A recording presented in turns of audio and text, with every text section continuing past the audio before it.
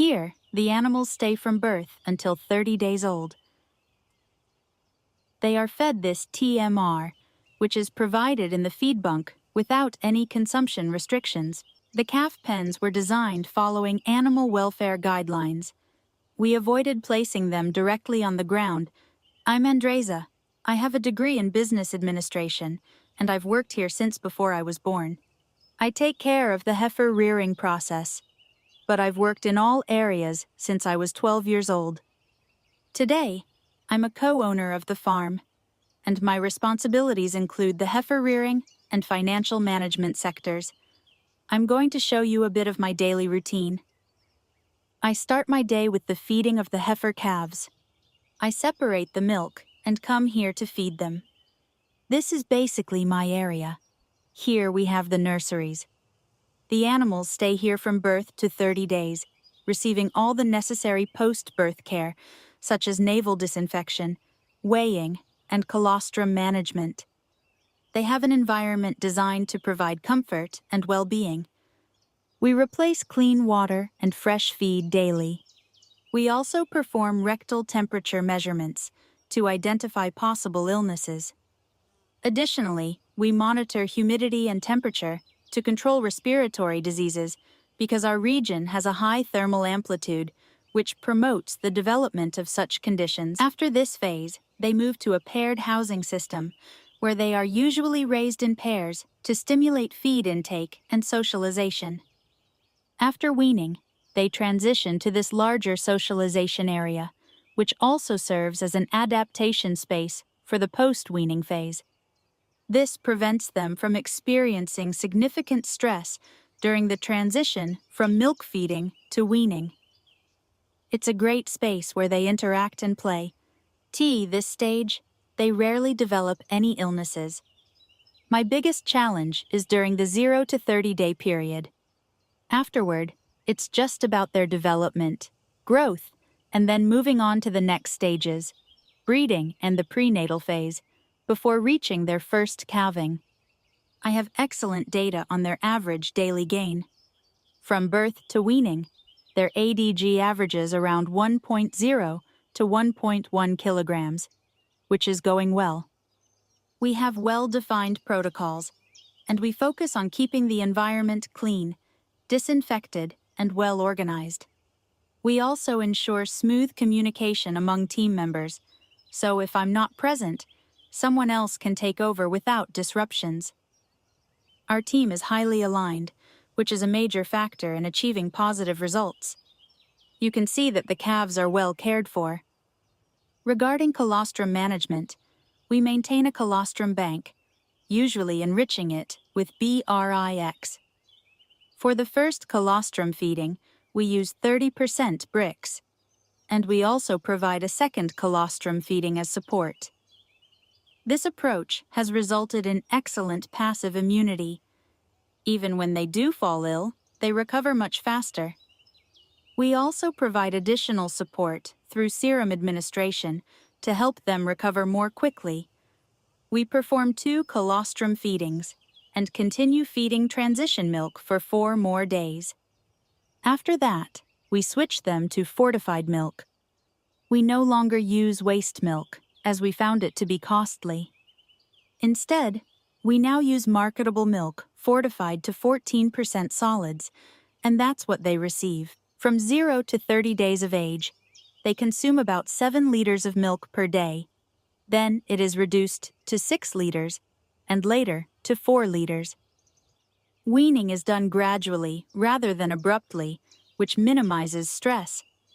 They hardly vocalize or show distress during this process. Water is provided starting from the 2nd day of life, and their water intake during this period is quite substantial. Pelletized concentrate is introduced from the 5th day of life, initially just to stimulate curiosity. By the 15th day, they start consuming some of the pellets. We maintain this feeding routine from 0 to 30 days. From 30 to 60 days, we start offering some roughage, specifically corn silage. In addition to the pelletized concentrate, water is always available, with no restrictions on consumption, and the same applies to the concentrate. After weaning, they receive a TMR, which is the same TMR as the cows, adjusted to meet their nutritional demands based on age. This TMR is provided in the feed bunk without consumption limits, along with the concentrate. Because they have a complete diet, they rarely vocalize, indicating that the process is working well. The results confirm this, as their average daily gain remains very satisfactory. We also use preventive management practices extensively. Vaccinations are given to prevent respiratory diseases and to strengthen their immunity. We also carry out disbudding procedures, ensuring it is as painless as possible by using general anesthesia, local anesthesia, anti-inflammatory medications, healing ointments, and insect repellent sprays. Daily monitoring is performed, and the process has been very effective. They do not experience reduced feed intake, which confirms the success of our disbudding management. How is the organization of the signs set up? What key information do you include on these signs? Basically, we include the animal's identification number, its type, and the amount of milk it receives daily. This also helps identify calves that are sick, making communication among the team much easier. For example, calves with green tags are healthy. Those with yellow tags require closer observation, either because they have a fever or appear slightly lethargic, and those with red tags are under treatment. These calves receive extra attention to ensure the treatment is carried out correctly. This system significantly improves communication. Additionally, we have a board where all this information is displayed for the team's reference.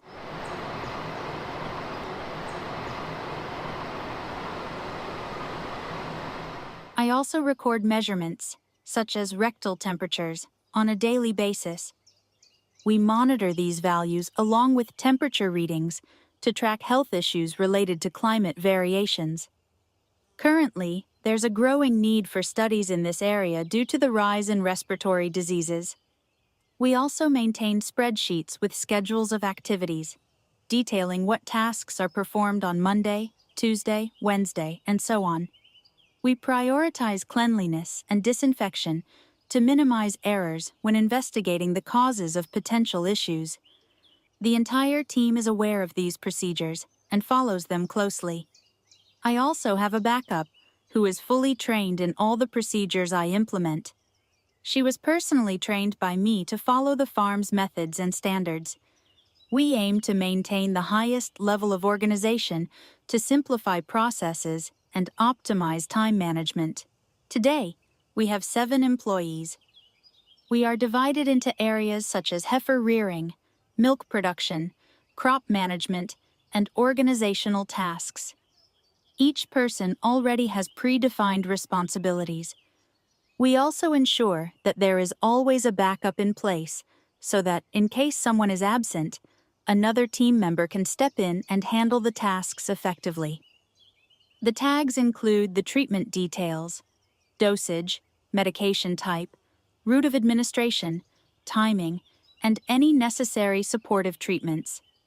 For example, the tag specifies the medications, the number of treatment days, the schedule, and additional supplements such as serum and probiotic paste.